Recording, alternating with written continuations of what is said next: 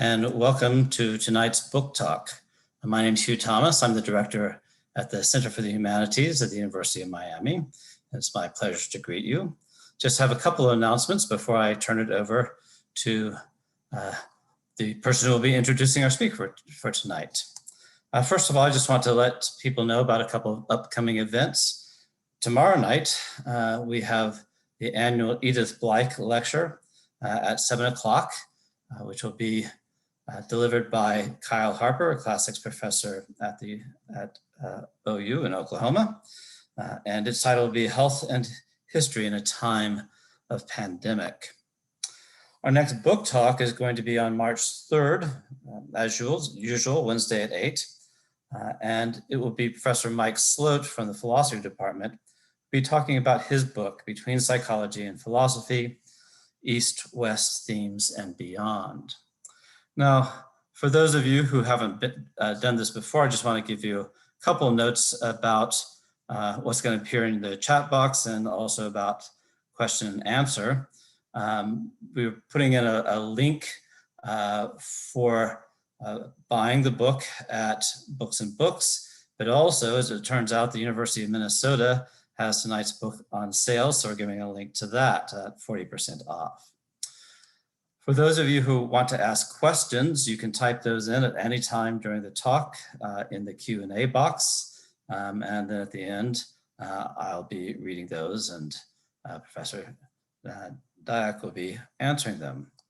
So to introduce her, I'm going to turn it over to her colleague and mine, her colleague in the art history department, Nate Timpano.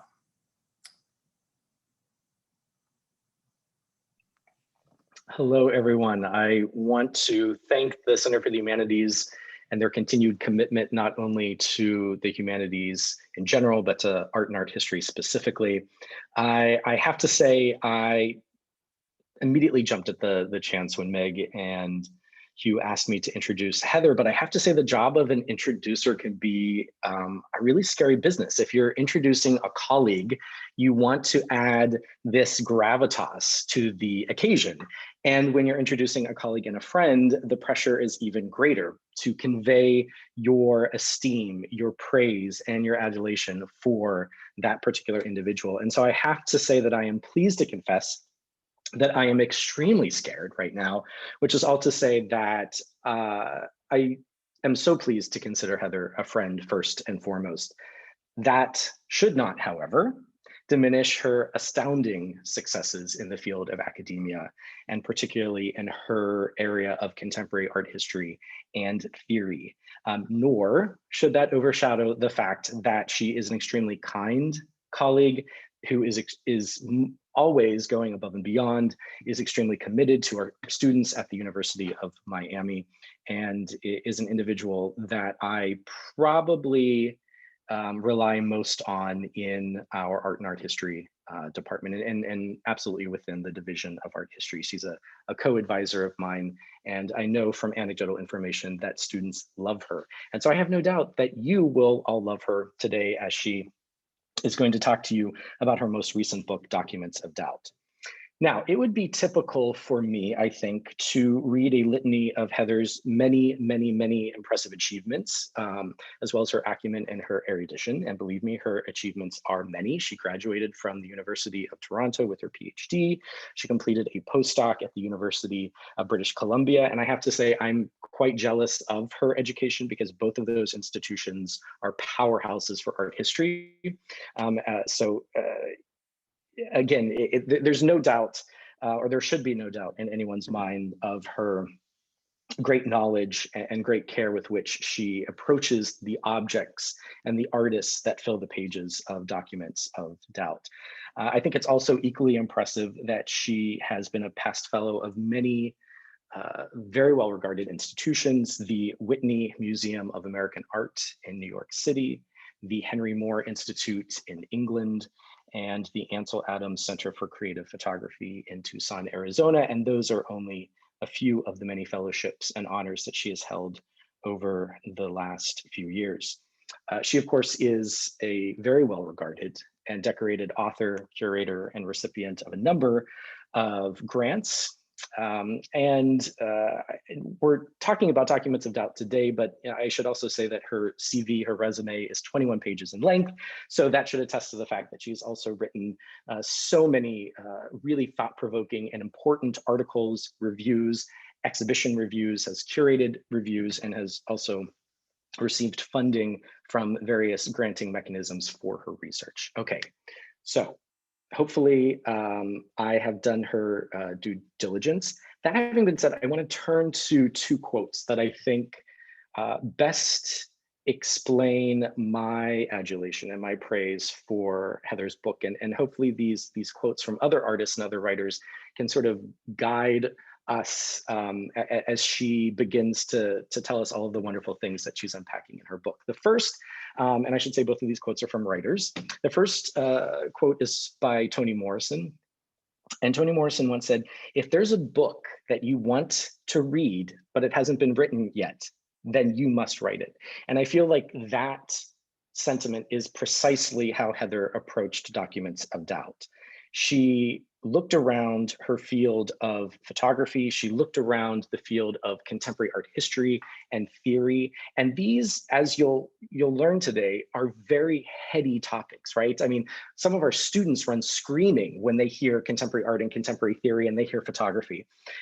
But what I think is so remarkable is that Heather realized that no such history of conceptual art as told through the lens of photography, or even vice versa, had been written. And so as though she is taking up Toni Morrison's charge, she, blood, sweat, and tears, right? The old idiom, I think really led her down this path, not only of commitment to these artists, and she certainly does them poetic justice in her beautiful book, but to the larger field of art history. Okay, the second quote by a slightly older writer, Herman Melville, of course, Moby Dick.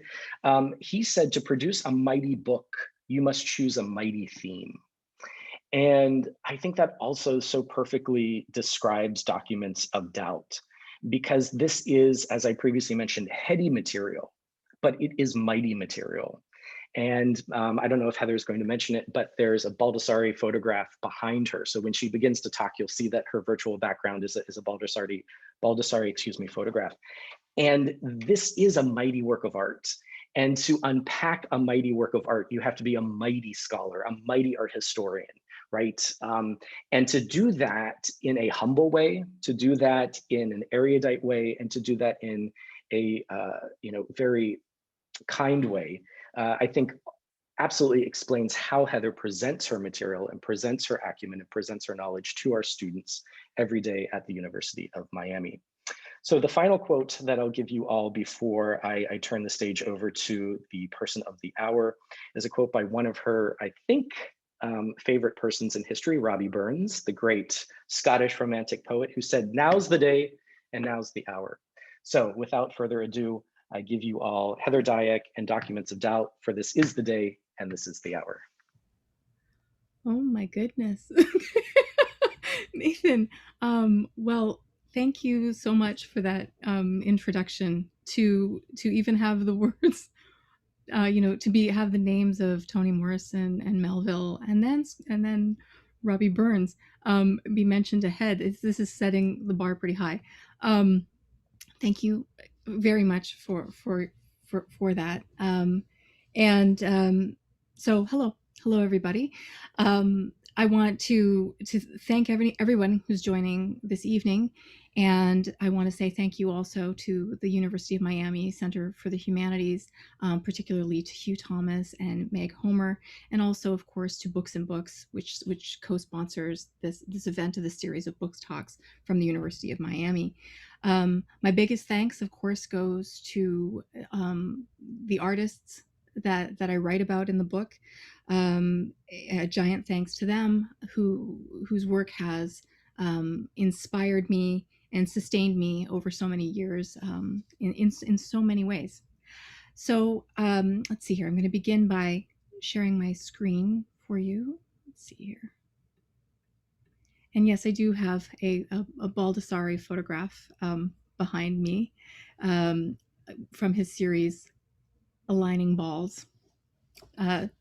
trying to make a straight line of 3. So though I am in Florida, this is California behind me. Okay, so I have so much to say about this subject, which I guess is precisely why I wrote a book. And today I'm going to try to give you an outline of some of my key arguments, my key thoughts, and to give you a brief overview then of particular moments that exemplify the dynamic that I'm interested in this book. So I'm addressing photography and conceptual art, as the title leads you to see, but importantly, what I'm looking at also are the ways that in the late 1960s, photography was formative in conceptual art. And I would say that it underpins the logic of all conceptual art, is one of my arguments. But also that it set the groundwork for contemporary art in ways that we still see very dominantly in the present. So within the title, it says the subtitle. I'm going to start with that. The photographic conditions of conceptual art. So thinking about the absolutely key role of photography in conceptual art practices. But the title, Documents of Doubt, is essential too, because this mode of uncertainty that I work through in the book is absolutely crucial, and I also think remains valuable as a mode of thinking in our present, and something that could be really useful. Okay, so I'm just going to kind of launch into it. So I find it remarkable that amid the volatility of the late 1960s and the early 1970s in America, a significant body of work of conceptual art emerges that appears blank-faced, indifferent, and even in many cases apathetic. Reading these ciphers, these works anew as ciphers of their context, understood with and against the tensions of their time rather than apart from them, reveals more than initially meets the eye. Widespread acceptance of one of conceptual art's dominant narratives, that the idea is always more important than the object or the image, has led, in my opinion, too many art historians to neglect the art of looking closely at the artwork itself. And so part of my project involves acknowledging the deceptive capacity of seemingly plain images and calling attention to their many layered and often loaded connections, and to the context in which they emerge. Okay. So under this rubric, I chose 4 key artists, and each of these artists for the 4 main chapters of the book were chosen because they each in distinctive ways have irrevocably shaped conceptual art and, by extension, contemporary art. And importantly, they shed important insight into the function and functioning of photography. So these 4 key artists are Mel Bochner in my first chapter, who I talk about in relationship to materiality primarily. In my second chapter, Bruce Nauman, which I talk about in relation to performance, and Douglas Hubler in my third chapter, which I talk about in terms of the social, and my fourth and final chapter before my epilogue, John Baldessari, which I discuss in terms of visuality. So I'm going to work through some of these examples with you, but I want to give you more of the framework first. During the decade of the long 1970s, photography was not firmly established as an artistic medium. Debates regarding what criteria could allow it to conform to the ideals of modernist art, despite its indexical referentiality to the world, versus how it could sidestep or even overturn the dominance of modernist aesthetics, characterize this time period. It is indeed notable that photography's ascendancy throughout the late 20th century, and its current privileged place as a dominant art form derives in part from its central role that it played in the practice of conceptual artist.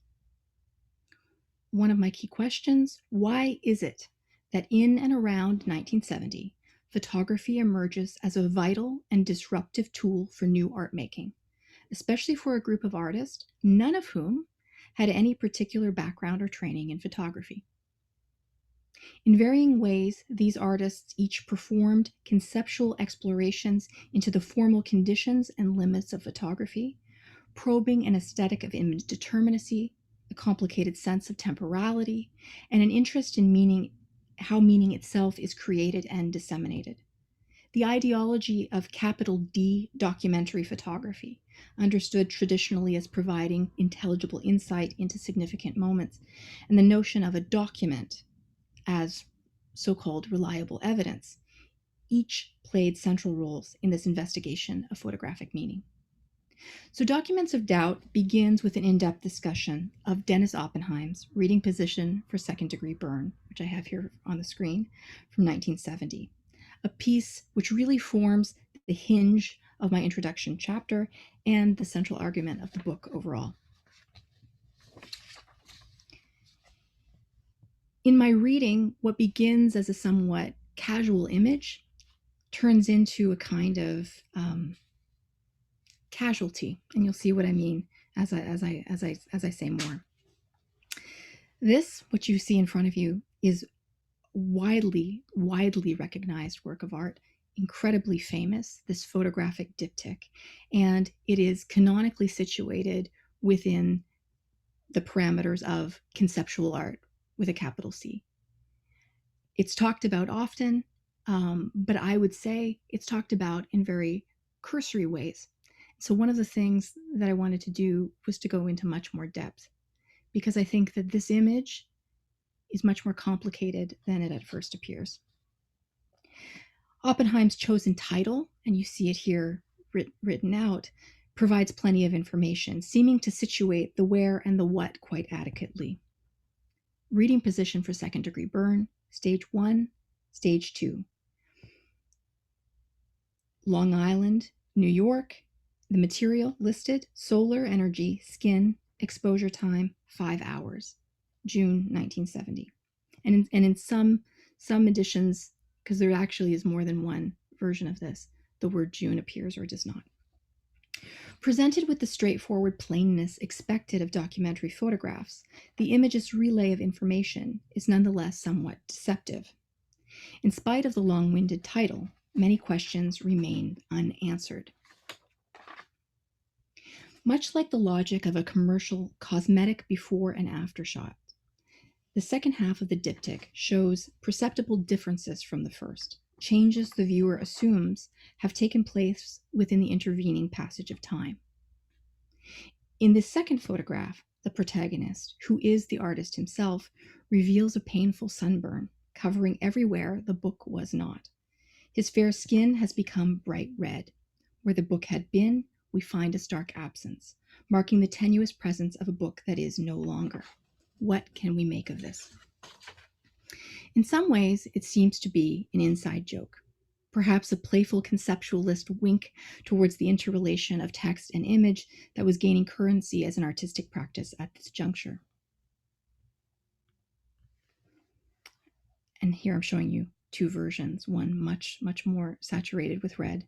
In Oppenheim's photos, the images are literally and figuratively sun-drenched. Time has taken its toll, and the changes between the moments captured in the image and the context of the present need to be distinguished. The question of what these photographs bear witness to endures. What sense can be made of them?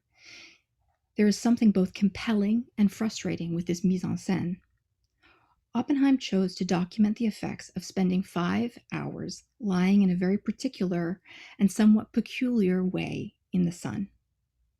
There is certainly something reminiscent of a crime scene in these images, with notable traces of movement in the sand between the two photographs, with his wounded body giving the impression of a corpse. Oppenheim's photographic documentation sets a series of conundrums into motion, which, if one spends more time with it, begin to surface, emerging slowly and then poignantly, like the scar of a second-degree burn. Searching this piece, one clue seems to dominate and underpin its internal logic, namely photography. In effect, within these photographs, the artist has demonstratively and excruciatingly turned his own body into a photograph. The viscerality of the photograph is materialized as epidermis, as the sensitive surface of the body mimics the sensitized surface of the photograph. Ironically, Oppenheim described this process, stating, "I could feel the act of becoming red." Strikingly, the literal solarization of his body, its burning, provocatively replicates the photographic process. Indeed, we have the writing of light in flesh. His stark tan lines define a rectangle shape, the standard geometric form of a photograph, and yet another meta-frame within a frame. The possibility of reading Oppenheim's reading position for second-degree burn as an ordinary day at the beach is incredibly complicated. Indeed, it is impossible to know with any certainty how the piece is supposed to be read. The allusion to leisure and the escape of beach culture combined deliberately with the graphic and raw results of reckless overexposure stage an undeniable tension. Oppenheim's evocation of pleasure and pain might seem masochistic, and perhaps on one level it is. However, the piece gains resonance and its potential meaning is deepened if we account for the context of its creation. After all, burning was far from an innocent act. It was endemic to the anxiety-ridden 60s and 70s, and vivid images of burning were pervasive within visual culture. From the bombing of the Freedom Rider bus in Alabama in 1961 to Malcolm Brown's iconic photo of a Vietnamese monk's self-immolation in 1963, the documented arson of Los Angeles on fire during the Watts riots in 1965, the frequent appearance of photographs of civilians burning draft cards, fiery tensions were fast becoming ubiquitous, if not normal. In the mode of a caption, the title tells us specifically that this is June 1970. The spring of 1970 was an exceptionally turbulent moment in American history, a time when the widespread fear of becoming red, or more explicitly communist, lurked beneath the surface at ready to erupt. Becoming red in this context might also be taken as an allusion to the tremendous bloodshed in Vietnam. The number of American casualties by 1970 exceeded 12,000, which sadly, given our current context, is greatly overshadowed by casualties in the present. Add to this the monstrous death toll for the Vietnamese, with over 2 million Vietnamese civilian fatalities recorded before the war's end. 2 million. With this in mind, consider a contemporaneous series of events. On April 29, 1970, the United States began bombing neutral Cambodia, and hundreds of campuses across the United States exploded in protest. On May 4th, at Kent State University, Ohio, the National Guard shot and killed 4 student protesters and wounded 9 others. These violent acts have become some of the most recognized events of the time, and the photographs of that day are irrefutably icons of the turmoil of the early 70s. The Pulitzer Prize-winning photo by the student photographer John Philo of Marianne Vecchio screaming as she kneels beside the dead body of student Jeffrey Miller circulated nationally and internationally and remains an emblem of the disillusionment and violence that pervaded the 1970s. What Life magazine decried in its May 15, 1970 issue, which I just showed you the cover of, as a symbol of the fearful hazards latent in dissent. So that's from the article in that issue of Life. What happens if we view Oppenheim's reading position for second-degree burn as tapping into the crisis of this moment, figuratively and conceptually, and contending with the increasing normalization of unfathomable aggression, as well as the hazards latent in dissent? Looking back in this way, the rawness of Life's cover strikes me anew with its affinities to reading position for second-degree burn and its focus on this body of a wounded student lying supine on the ground with a discarded book at his side. Viewing Oppenheim's photographs of embodiments of the difficulties of negotiating and articulating a speech act amid this fraught time leads to provocative possibilities. Being a bystander was, of course, also a precarious position. And I'm showing you here a spread from the inside of this same issue of Life from May 15th, 1970, that describes in its headline a boy who was, quote, just there watching it and making up his mind. And this is the story of Bill Schroeder.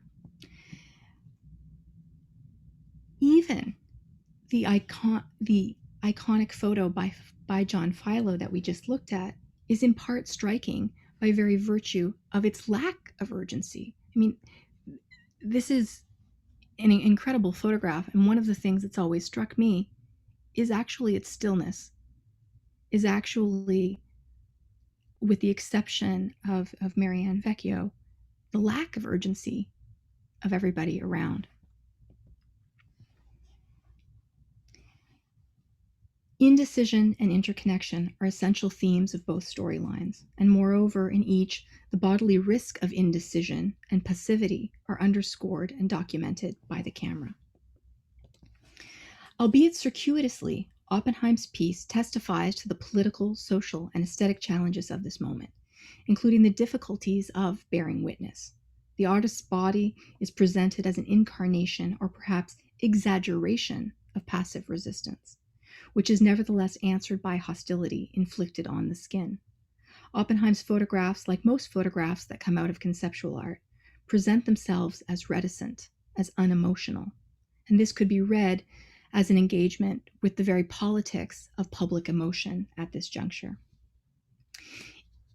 In face of widespread skepticism and the incomprehensible continuation of the war in Vietnam, moreover, there was an ethos that reflected the sense that neither art objects nor images could adequately contend with the reality of pervasive and escalating violence.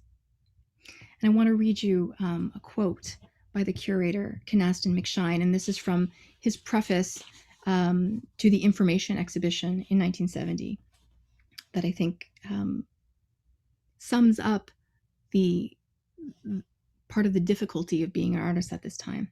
He says, "If you are an artist in Brazil, you know of at least one friend who's being tortured. If you are one in Argentina, you probably have a neighbor who's been in jail for having long hair or not being dressed properly. And if you are living in the United States, you may fear that you will be shot at, either in the universities, in your bed, or more formally in Indochina. It may seem inappropriate, if not absurd, to get up in the morning, walk into a room, apply dabs of paint from a little tube to a square of canvas. What can you, as a young artist, do that seems relevant and meaningful?" So my book is an attempt to think through the ambivalence that I see in a lot of works of art from this time, and to look for ways that I mean, as I see it, that they reveal social conflict, that they reveal evidence of their context through their very state of undecidability. And how works of art that are sometimes characterized as being mute, or, as I said earlier, plain-faced, or even for some boring, that this is that there is, in spite of that, that it may imply that there is more to see than can be seen. And so it's partly problematizing the limits of vision, and for me, that's deeply connected to the role of photography in everyday life, not just in art, but in everyday life. And among the contemporary conditions that I'm thinking about throughout the book are morbidity and spectatorship. in and around 1970.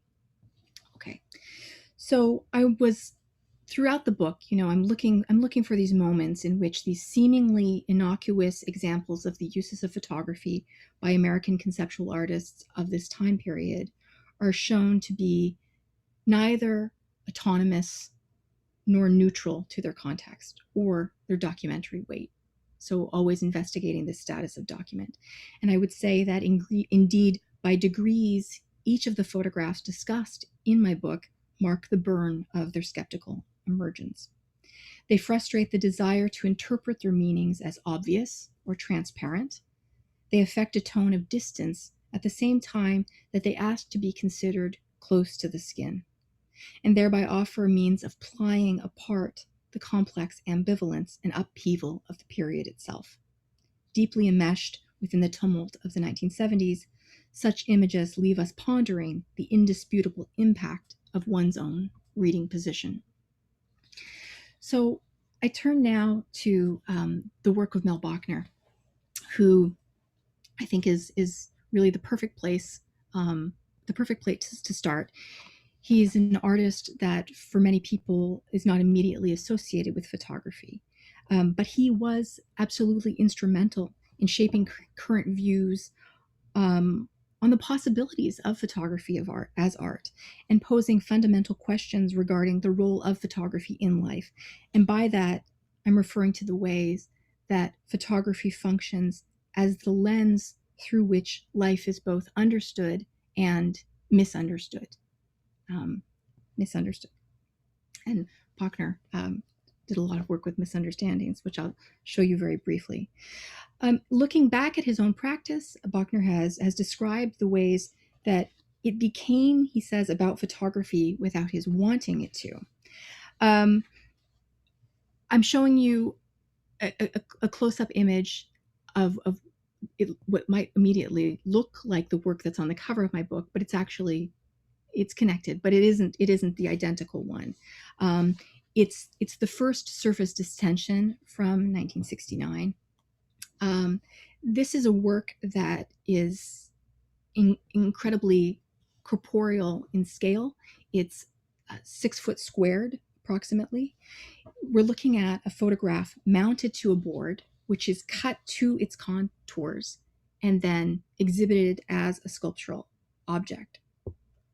And I think that this is a signature moment to have us think about the materiality of photography and to think about the role of the body as it's investigated in Bochner's photography, as well as the status of photography as an object and photography's ultimate lack of objectivity and how that plays out in Bochner's work, which will lead into his investigation of measurements and his measurement series.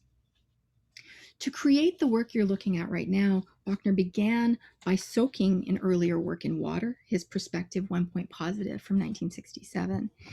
And that initial image was of a grid taped off on a tabletop.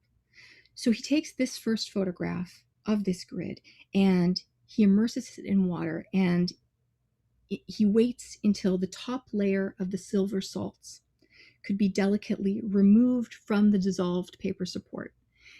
At that point, it's hung out to dry, and it's like a kind of, it's been referred to as a flayed skin, that it is this fragile skin-like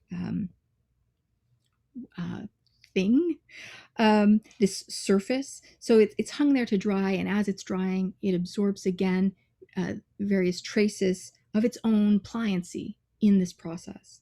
It's then re-photographed both as a positive and negative, which are stratified on each iteration, which and layered together to give the textured appearance that you see.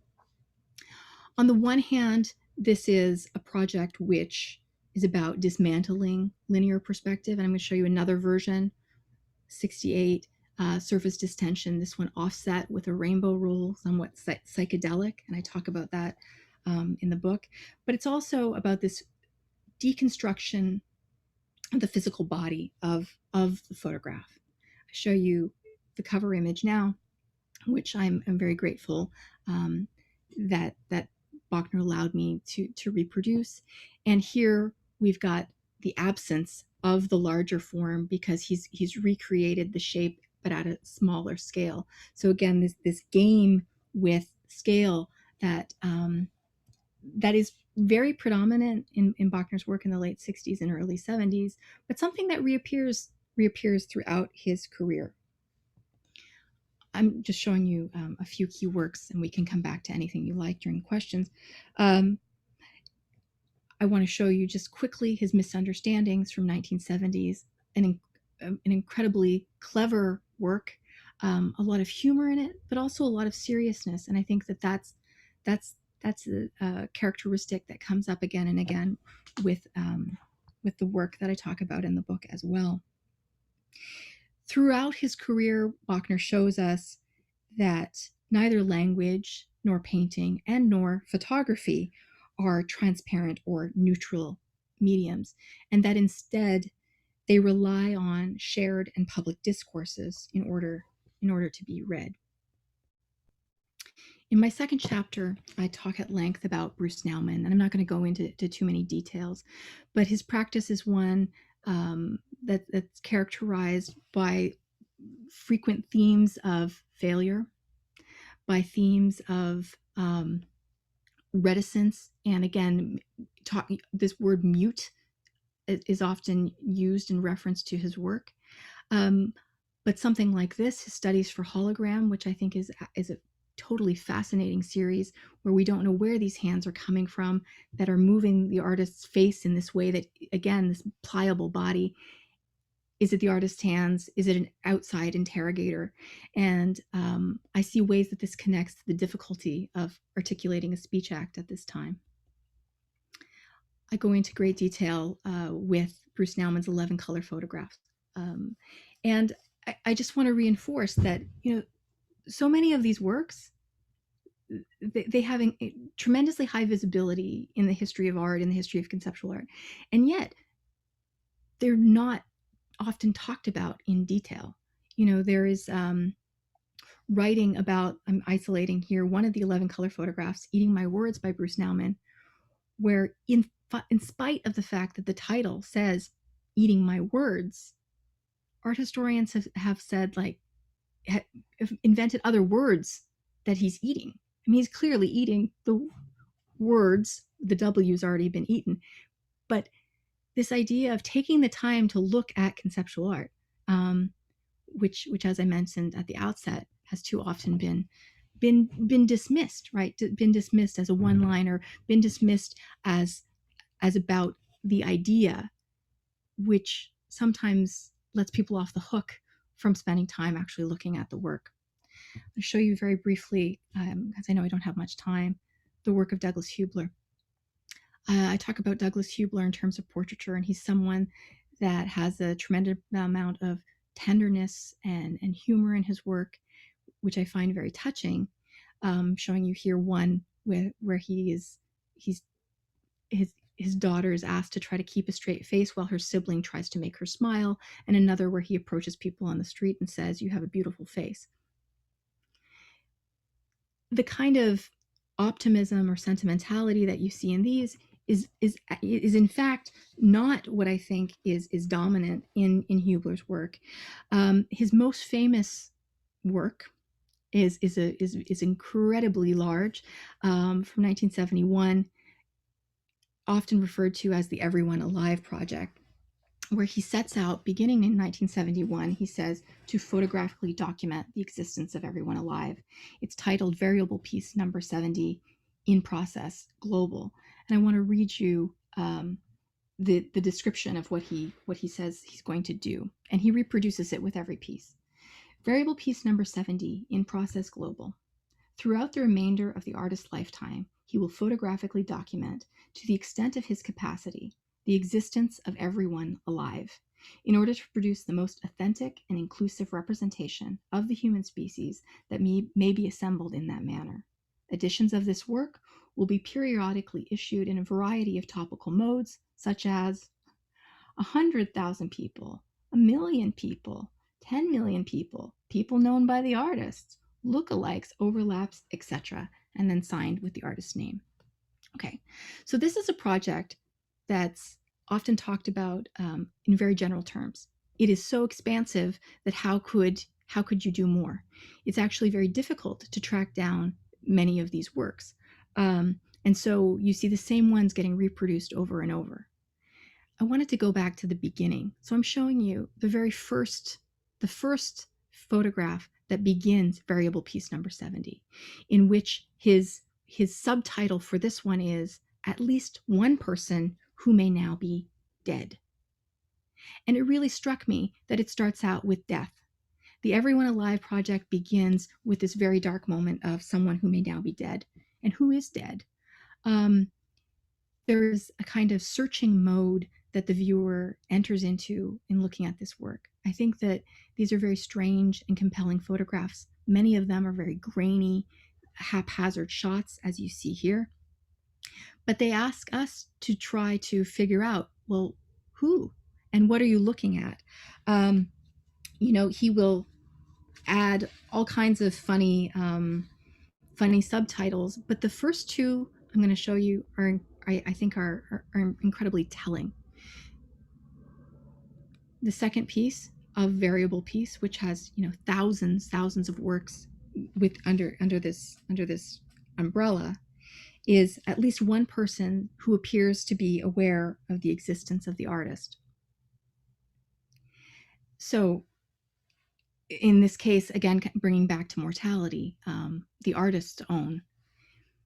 In both photographs, the sign says "Don't walk," and I also think that this is really fascinating. People are crossing the street, even though the injunction says "Do not do so." Okay, I can see that the clock is really running out. I talk about Huebler in relation to many attempts at comprehensiveness in terms of portraiture. One very famous example is Edward Steichen's MoMA exhibition that then tours his Family of Man from 1955, which I show you one image of here on the left. I also bring it into conversation with this spread from Life magazine from 1969, The Faces of the American Dead in Vietnam, 1 week's toll. And this is again a very complicated and touching set of images, trying to make people connect to death and loss. And to my mind, this is one of the clear preoccupations of Huebler's work. And so I work through that in the chapter. I'm bringing in here an example from the present. This is currently installed in New York City, that the MTA has created these video portraits of workers who've died from COVID. And I think it's curious to think about, the way that these kinds of portraiture series of memorialization, but also kind of appeal to a sense of sociality and to the public, almost a public service announcement.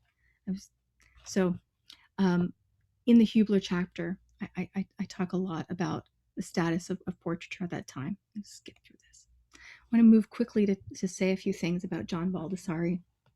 John Baldessari spent so much of his career in investigating, these kind of tenets of what makes a good picture and making jokes about it. But I think that they should be taken quite seriously. And I think that there's a lot of insight to be derived from them. So I start with, the artist is not merely a slavish announcer thinking about the mechanism of the camera, but also of viewership.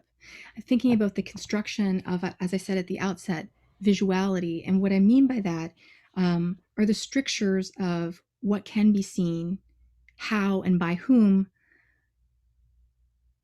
who has the right to see, but also who gets to say what the right way to see is. So I'm showing you here John Baldessari's Wrong, where he deliberately has himself photographed with a palm tree. coming out of the back of his head, number one lesson in photography, this is not what you want to achieve. He returns to wrong again, the old tree through the head trick in 1996.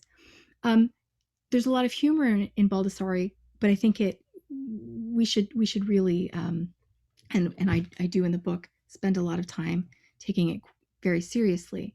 This is not to be looked at from 66, 68, which is in part a takedown of Frank Stella, who was represented the dominance of modernist painting and its ethos at this time.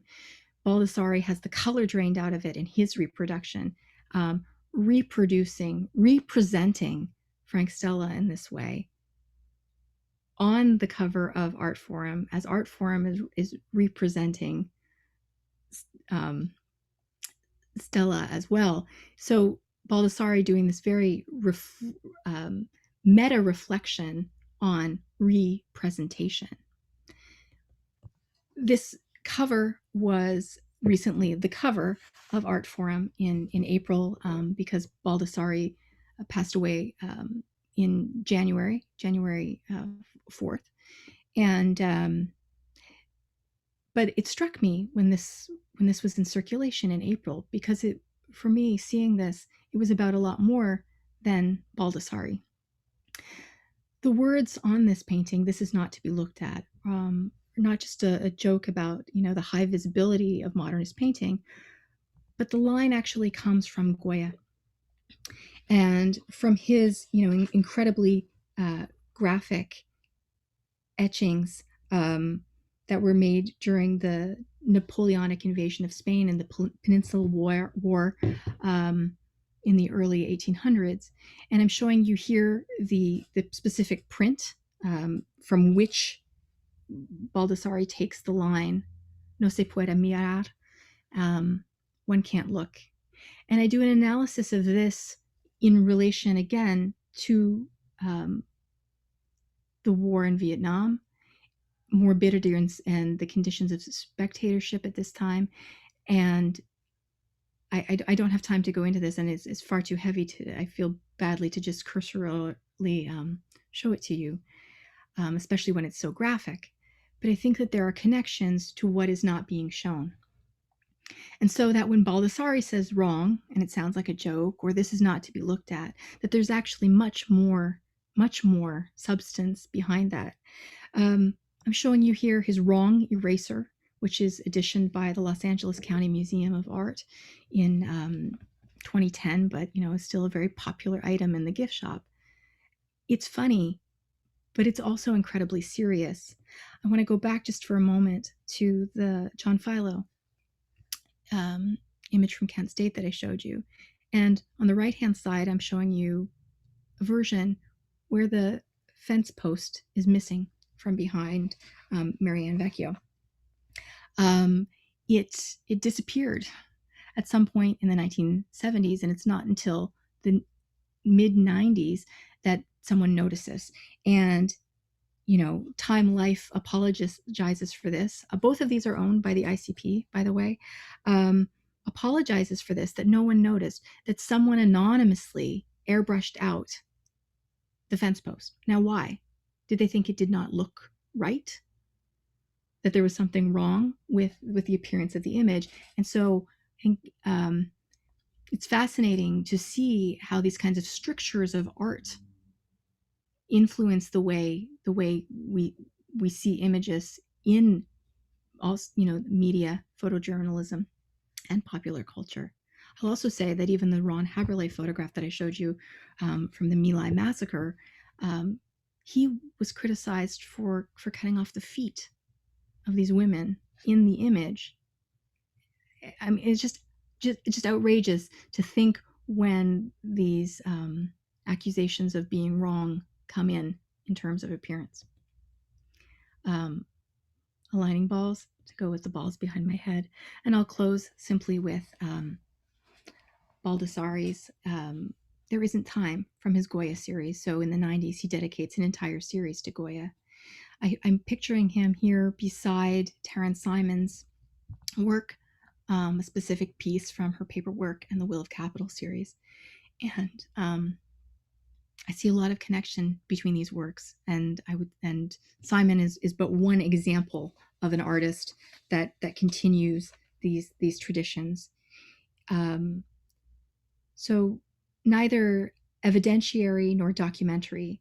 My argument is that the function of the photographic in conceptual art occupies a third space for thinking, which has crucially shaped the possibilities for photography as contemporary art in ways that continue to play out in the present. And I would say, just in closing, the importance of this, again, the doubt that I think is created in different ways in all of these pieces, a way of working against certainty, not only in photography, but that I think that working against certainty, not only in art, but in life, could be incredibly useful at the moment. Admitting the things we don't know, which might allow us to be more open-minded. Okay, so I'm going to stop there, and I think I tried to do too much in too little time, but I would really love to open it up for discussion. Well, thanks so much, Heather, for that very rich and at times moving discussion in which you unpacked these objects. I'm actually going to start off the question and answer with a question of my own, although it starts with a little bit of a confession, which is that as a scholar, I see a book, even in a photograph, and I immediately try to read the title, which I couldn't quite make out in the spine, but I saw on the front that it said tactics. Then I began thinking about, I wonder if that fits into the whole interpretation. And it turns out I'm not alone, because not long after that, the first question rolled in from Christina Larson, who first of all said it was terrific learning about the ways you read Oppenheimer's photograph, and goes on to say, I'm curious about the tactics book that was used. Do you think the book was carefully chosen or just a random selection? Do we read additional meaning with the book's title? So that's a 2-for-1 question from 2 people. Well, absolutely. I mean, I think tactics is very deliberate.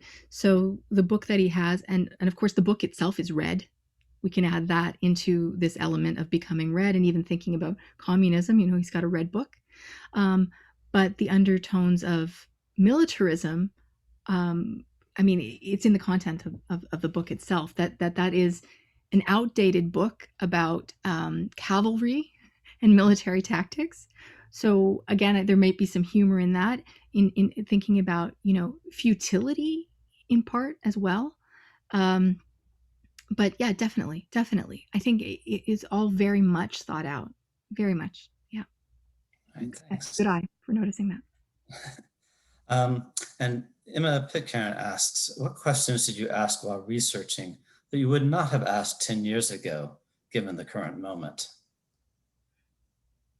What questions would I ask that I suppose how much are you, I mean, even a medievalist like me is a little bit shaped by the time we're living through, and do you feel like your interpretations have been shaped in that way?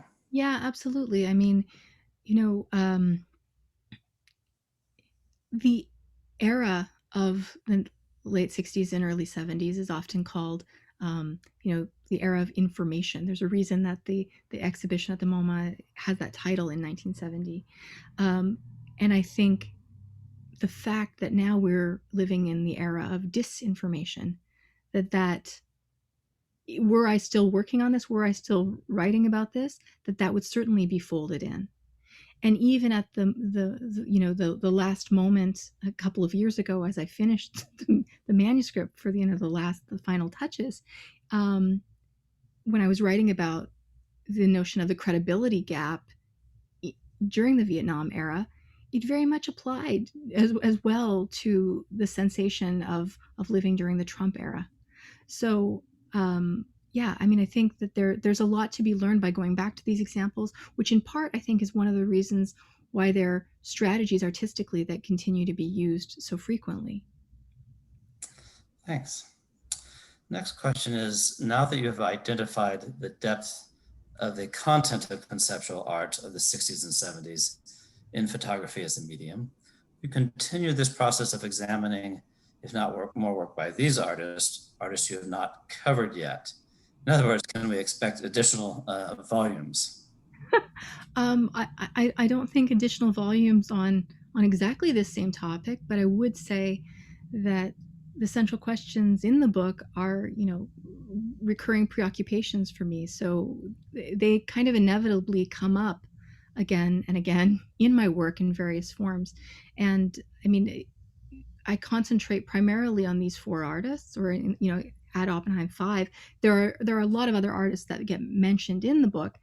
And the list could be, I mean, there are so many. There are so many ways this could go. There are so many artists that share these concerns and these methodologies. All right. And the next question is, to what extent do you believe cropping as a tool in photography hinders the meaning of a particular piece? You talked about dimensions and so forth. Cropping hindering the meaning. Well, I think if somebody intentionally crops something, then that's their creation of the meaning. I mean, certainly a different meaning exists depending on what's in the image, right? It depends on what we're cropping. So I see the act of cropping as a deliberate creation of meaning. And I would say that just in terms of manipulation of images and thinking about blowing things up, for example, or even looking at the grainy quality of many of these photographs that I talk about, that they're very low resolution, not simply conceptually, but also, in terms of the image, that's on purpose. Like that does something very specific. And even with the cover of the Life magazine that I showed you with 1 Week's Dead, I think it's fascinating that Life magazine decided to blow up the face of the soldier that's put on the cover so that he becomes grainy and blurry as opposed to sharp. He could have been a much crisper image. They chose to have him be somewhat pixelated. Thanks. And from Bonnie Rick comes a kind of interesting follow-up question to the one Christina Larson and I had asked early on. Could tactics have to do with tactile? But perhaps, I mean, by there are definitely a lot of word games and associations that work through conceptual art practices. So perhaps, yeah. Okay, we're going to go a little bit past 9 because there's several more questions. We won't go too much longer, but there's some interesting questions here, and I wanted to get in as many as possible. And Odelis Valdivieso asks, says, "Hi Heather, thanks for your presentation.